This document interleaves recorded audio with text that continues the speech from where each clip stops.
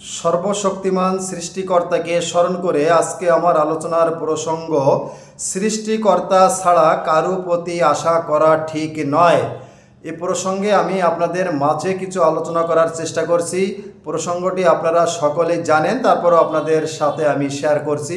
আপনারা জানেন আমরা মানুষকে দিয়ে অনেক কিছু আশা করি, অর্থাৎ আপনার পরিবারকে দিয়ে, প্রতিবেশী দিয়ে, অথবা কোনো সংগঠন বা দল যদি আপনি করে থাকেন তাদের দিয়ে অনেক কিছু আপনি আশা করেন যে বিপদের সময় আপনাকে সাহায্য করবে, বিপদের সময় আপনার পাশে দাঁড়াবে, কোনো রোগ হলে, ব্যাধি হলে, অসুখ হলে আপনাকে সহযোগিতা করবে। অর্থাৎ অনেক কিছু আশা করেন অপর জনকে দিয়ে, অপর ব্যক্তি দিয়ে, অপর মানুষকে দিয়ে, অপর সংগঠনকে দিয়ে।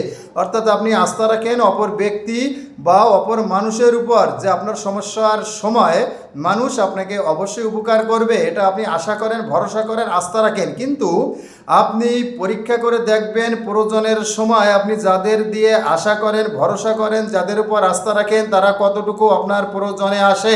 এজন্য আজকে আমি আলোচনার প্রসঙ্গ দিয়েছি, আসলে আশা করবেন, ভরসা করবেন, আস্থা রাখবেন একমাত্র সৃষ্টিকর্তার উপর। তা না হলে আপনার কষ্ট পেতে হবে, দুঃখ পেতে হবে। আমাদের সকলেরই একই অবস্থা। আমরা যাদের উপর আশা করি, ভরসা রাখি যে দুঃসময় আমাদের পাশে থাকবে, সহযোগিতা করবে, কিন্তু তারা কতটুকু সাহায্য করে, সহযোগিতা করে আপনিও জানেন, আমিও জানি। প্রয়োজনে কয়জনকে পাওয়া যায়, প্রয়োজনের সময় আপনি পাবেন না, শুধুমাত্র আশাই করা হবে। এজন্য আমি আপনাদের কাছে অনুরোধ রাখবো, আসুন আমরা আশা করব, আস্থা রাখবো একমাত্র সৃষ্টিকর্তার উপর। সৃষ্টিকর্তা ছাড়া অন্য কারো প্রতি যদি আপনি আশা রাখেন, আপনি যদি চিন্তা করেন তিনি আপনার দুঃসময় পাশে থাকবে, উপকার করবে, কিন্তু প্রয়োজনে দেখবেন তাকে আপনি পাচ্ছেন না। যদিও পান সেটা আপনার আশা অনুযায়ী নয়, বরং আপনি কষ্ট পাবেন।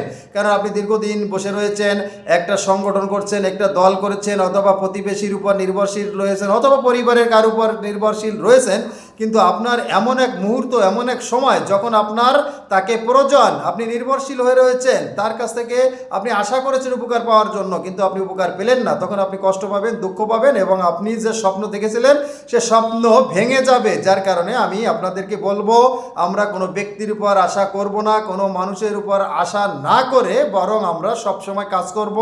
কাজের পাশাপাশি আমরা নির্ভর করব, আস্থা রাখবো, ভরসা রাখবো একমাত্র পরম করুণাময় সর্বশক্তিমান সৃষ্টিকর্তার উপর। তাহলে আমরা কষ্ট পাবো না, এবং আমাদের কাজ এবং কর্মের সমন্বয়ে আমাদের ঈশ্বরকে যদি আমরা স্মরণ করি, মনে রাখি, তার উপর আস্থা রাখি, আমরা সফল হব। আজকে এই পর্যন্তই। সকলে ভালো থাকবেন, আবার কথা হবে। নমস্কার।